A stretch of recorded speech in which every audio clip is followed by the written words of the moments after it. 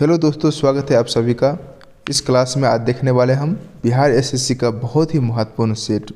तो आइए शुरू करते हैं वही जोश और लगन के साथ। तो देखिए आज का पहला प्रश्न क्या है। पहली बार परिसीमन आयोग का गठन कब किया गया था? पहली बार परिसीमन आयोग का गठन 1952 में किया गया था। Option C is the correct answer. अगला प्रश्न,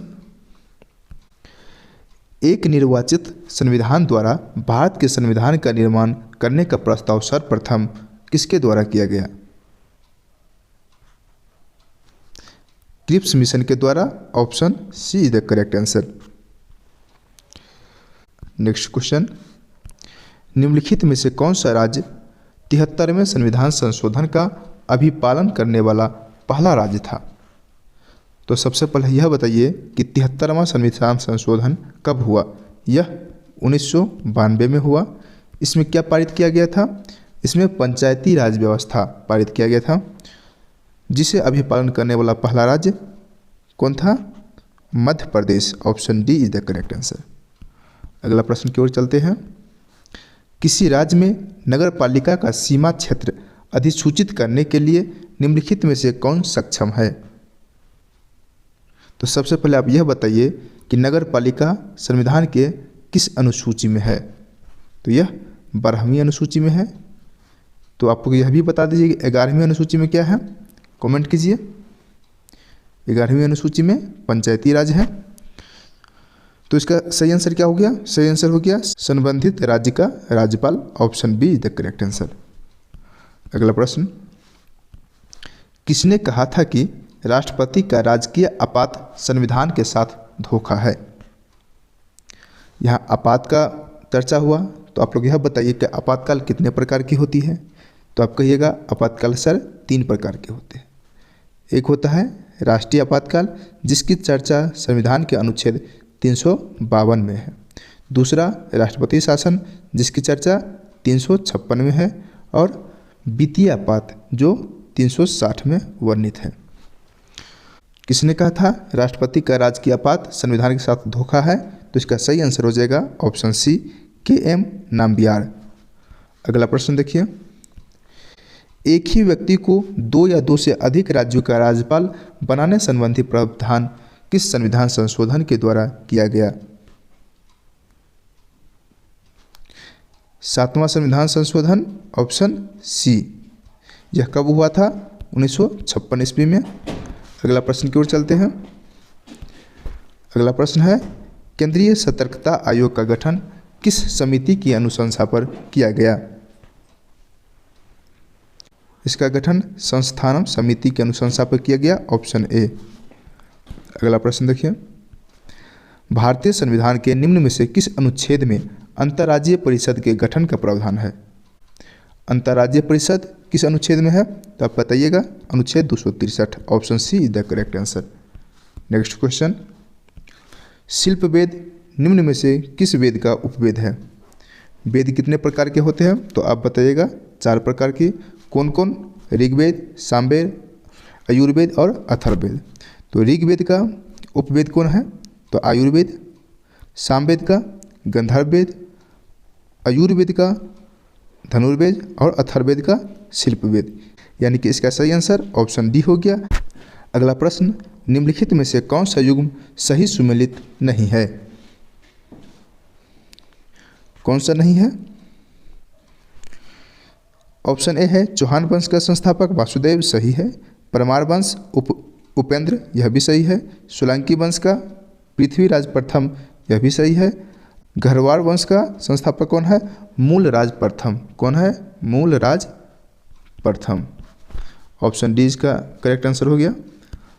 अगला प्रश्न, शेरशाह ने किस युद्ध में विजय के बाद शेरशाह की उपाधि धारण की? चौसा का युद्ध। यह चौसा का युद्ध कब हुआ था? तो बताइएगा 1539 ईस्वी में। अगला प्रश्न देखिए, उत्तराधिकार के युद्ध में औरंगजेब ने दारा शिकोह को किस युद्ध में अंतिम रूप से पराजित कर दिल्ली में अपना राज्य अभिषेक कराया था? देवराय का युद्ध में। Option A. अगला प्रश्न देखिए, तुगलक काल में बिहार की राजधानी कहाँ थी? अभी कहाँ है? पटना। और उस काल में, किस काल में? तुगलक काल में कहाँ थी? तो बिहार शरीफ, बिहार की राजधानी बिहार शरीफ। अगला प्रश्न देखिए, बिहार में चंपारण कृषि कानून किस वर्ष पारित हुआ था? कब पारित हुआ था? 1918 ईस्वी में चंपारण कृषि कानून। अगला प्रश्न, यहाँ मिलान करने वाला विद्रोह का केंद्र और उसका नेतृत्वकर्ता कौन थे? लखनऊ में कौन थे? बेगम हजरत महल। कानपुर से नाना साहेब, झांसी से हम सभी जानते हैं रानी लक्ष्मीबाई, और इलाहाबाद से रियाकत अली। यानी कि option A is the correct answer. अगला प्रश्न, जून 1945 में आयोजित शिमला में कांग्रेस प्रतिनिधिमंडल का नेतृत्व किसने किया था? मौलाना अब्दुल कलाम आज़ाद ने किया था, ऑप्शन डी। अगला प्रश्न, राजा राम मोहन राय द्वारा स्थापित प्रथम संस्था निम्नलिखित में से कौन थी? ऑप्शन ए आत्मीय सभा। अगला प्रश्न, किस गवर्नर जनरल ने 1839 में कलकत्ता से शेरशाह सूरी मार्ग का नाम बदलकर ग्रैंड ट्रंक रोड यानी कि जीटी रोड कर दिया एवं इस मार्ग का पुनर्निर्माण करवाया? किसने? ऑकलैंड के द्वारा किया गया था, लॉर्ड ऑकलैंड, ऑप्शन सी। अगला प्रश्न, नेहरू रिपोर्ट तैयार करने वाली कमेटी के सदस्यों में निम्नलिखित में से कौन शामिल नहीं था? अली इमाम, सुभाष चंद्र बोस और मंगल सिंह, यह तीनों नेहरू रिपोर्ट तैयार करने में भागीदारी निभाए थे, लेकिन एनी बेसेंट इनका कमेटी सदस्य नहीं थे, यानी कि ऑप्शन डी इसका सही आंसर हो गया। सैमन कमीशन द्वारा किस वर्ष अपनी रिपोर्ट प्रस्तुत की गई? तो सबसे पहले आप यह बताइए कि सैमन कमीशन का आगमन भारत में कब हुआ था? तो आप बताइएगा 3 फरवरी 1928 को, और इसने अपनी रिपोर्ट कब प्रस्तुत की थी? 1930 में, ऑप्शन बी। अगला प्रश्न, सलीम अली राष्ट्रीय उद्यान किस राज्य में है? तो ऑप्शन बी जम्मू कश्मीर में। अगला प्रश्न, प्रधान यमुनोत्तर नहीं गुजरती है, कहाँ से नहीं गुजरती है? तो अल्जीरिया से गुजरती है, फ्रांस से गुजरती है और स्पेन से भी गुजरती है, लेकिन नाइजर से नहीं गुजरती है, ऑप्शन सी। अगला प्रश्न, पृथ्वी पर मूलतः एक ही विशाल भूखंड था जिसे कहते थे, क्या कहते थे? Option B Pangaea. पृथ्वी पर एक ही भूखंड था पहले, अभी जो जितना महादेश है 7 वो अलग अलग नहीं था, एक ही था, जो बाद में टूट के 2 बन गया, अंगोरा लैंड और गोंडवाना लैंड। भारत गोंडवाना लैंड का हिस्सा है। अगला प्रश्न है, निम्नलिखित में से किसे पर्वतों का सागर कहा जाता है? पर्वतों का सागर ब्रिटिश कोलंबिया को कहा जाता है, option B is the correct answer. अगला प्रश्न है, निम्न में से कौन सा सुमेलित नहीं है? कौन सुमेलित नहीं है? माउंट रेनर, यह कहाँ है? यूएसए में, सही। माउंट एटना इटली में है, यह भी सही। माउंट पेरिकुटिन यह फिलीपींस में नहीं है, यह कहाँ है? ऑस्ट्रेलिया में है। कहाँ? ऑस्ट्रेलिया में है। और माउंट एपो यह कहाँ है? फिलीपींस में। यानी कि इसका सही आंसर ऑप्शन सी हो गया। निम्नलिखित देशों में से कौन सा स्थल अवरुद्ध देश नहीं है? अफगानिस्तान, लाओस और लग्जमबर्ग, यह तीनों स्थलरुद्ध देश है, लेकिन ईरान स्थलरुद्ध देश नहीं है। सूची 1 को सूची 2 से मिलाना है। देश और उसके राजधानी दिया गया है, तो आइए मिलाते हैं। ऑस्ट्रेलिया की राजधानी कहाँ है? कैनबरा। तजाकिस्तान की राजधानी दुशांबे। तंजानिया की राजधानी डोडोमा और वेनेजुएला की राजधानी कराकस। अगला प्रश्न देखिए, उत्तरी अमेरिका में नियाग्रा जलप्रपात किन 2 झीलों के बीच स्थित है? ओंटारियो झील और ईरी झील के बीच नियाग्रा जलप्रपात स्थित है, ऑप्शन डी करेक्ट। अगला प्रश्न, निम्नलिखित में से कौन सा अपने प्रभाव में सर्वाधिक मुद्रास्फीति के कारण हो सकता है? तो इसका सही आंसर ऑप्शन डी हो जाएगा, बजट घाटे के वित्तीयन के लिए नई मुद्रा का सृजन करना। नेक्स्ट क्वेश्चन, जब भारतीय रिजर्व बैंक नकदी रिजर्व अनुपात में वृद्धि की घोषणा करता है तो इसका तात्पर्य क्या है? वाणिज्य बैंकों के पास उधार देने के लिए कम मुद्रा होगी। Option A is the correct answer. अगला प्रश्न, मौद्रिक नीति क्या है? मौद्रिक नीति राजकोषीय नीति का पूरक होता है, यानी कि ऑप्शन बी राजकोषीय नीति का पूरक।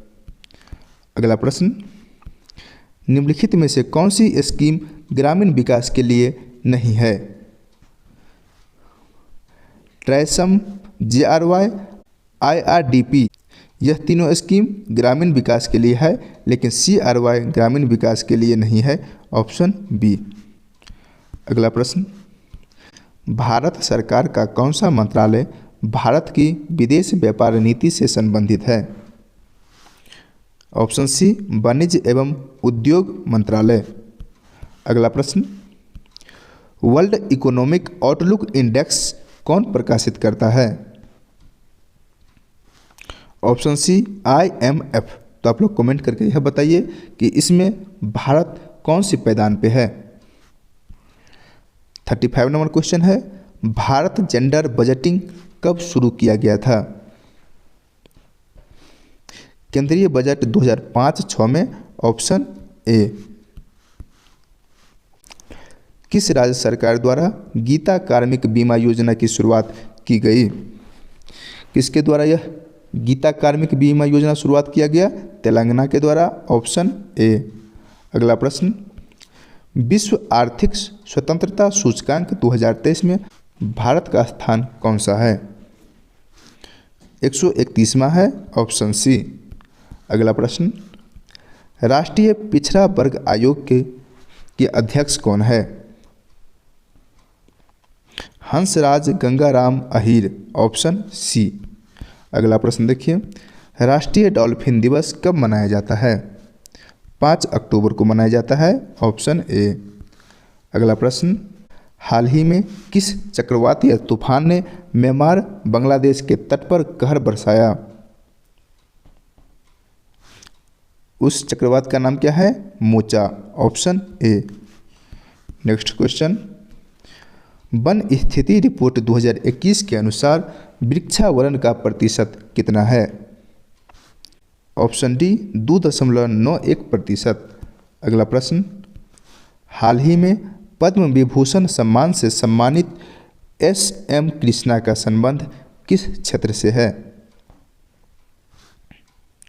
ऑप्शन सी लोक कार्य से। ऑप्शन सी।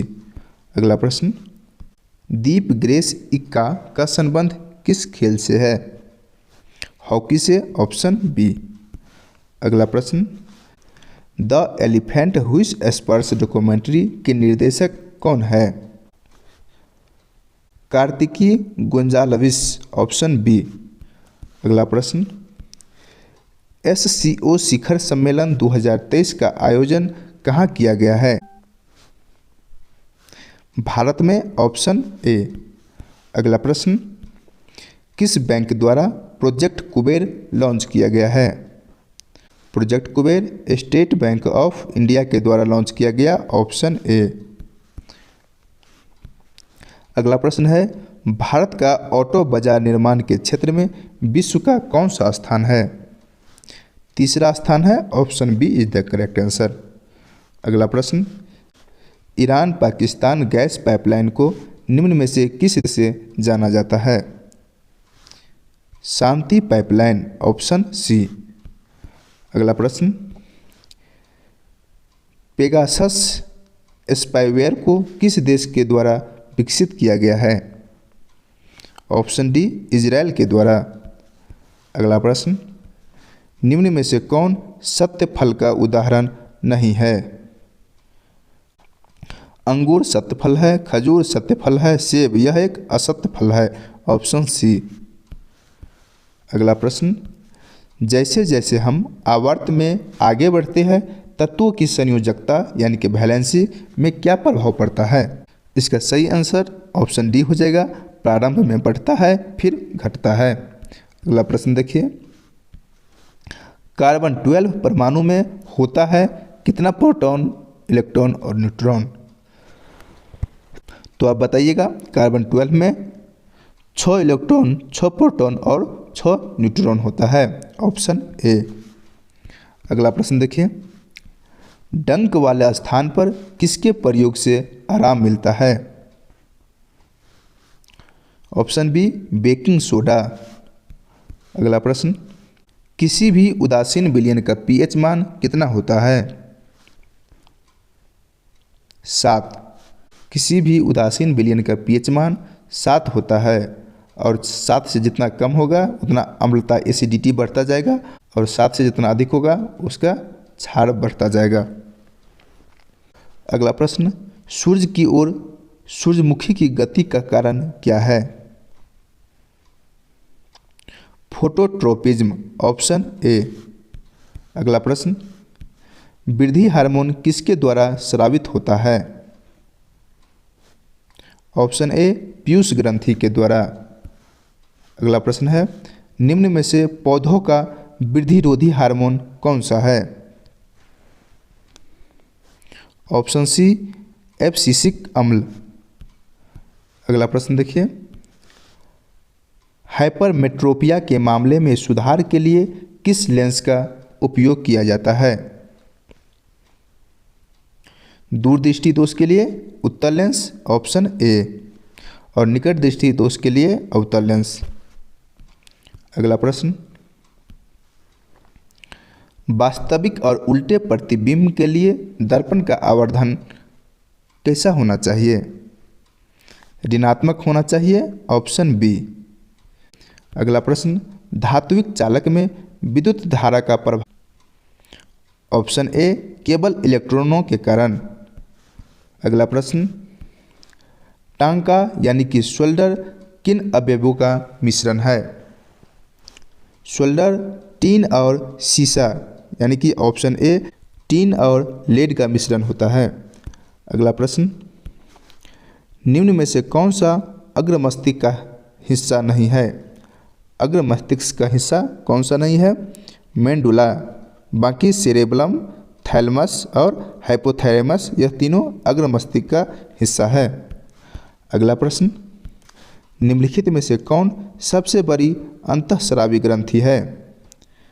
सबसे बड़ी अंतःस्रावी ग्रंथि कौन सी है? थायराइड ग्रंथि, ऑप्शन बी।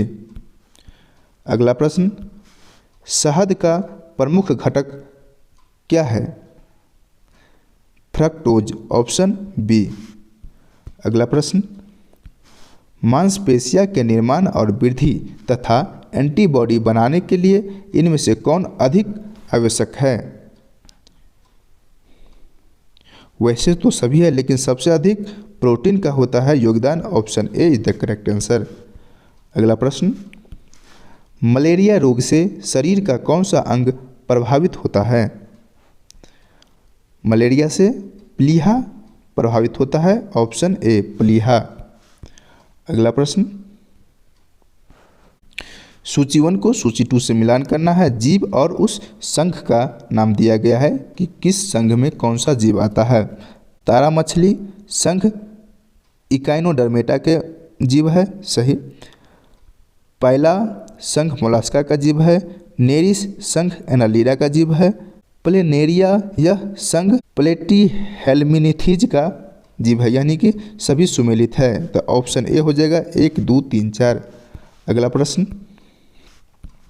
मानव शरीर में रक्त का आयतन शरीर के भाग का लगभग कितना प्रतिशत होता है? 7%, ऑप्शन डी। अगला प्रश्न देखिए, पत्ती का मुख्य कार्य क्या है?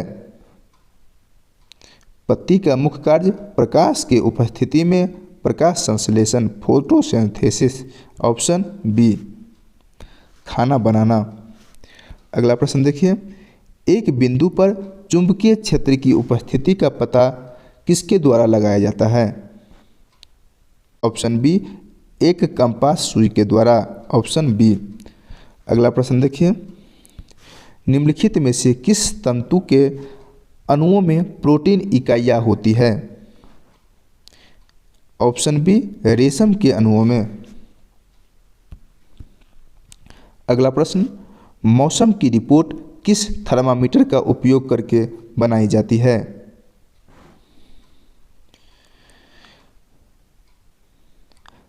इसका सही आंसर ऑप्शन सी हो जाएगा, अधिकतम न्यूनतम।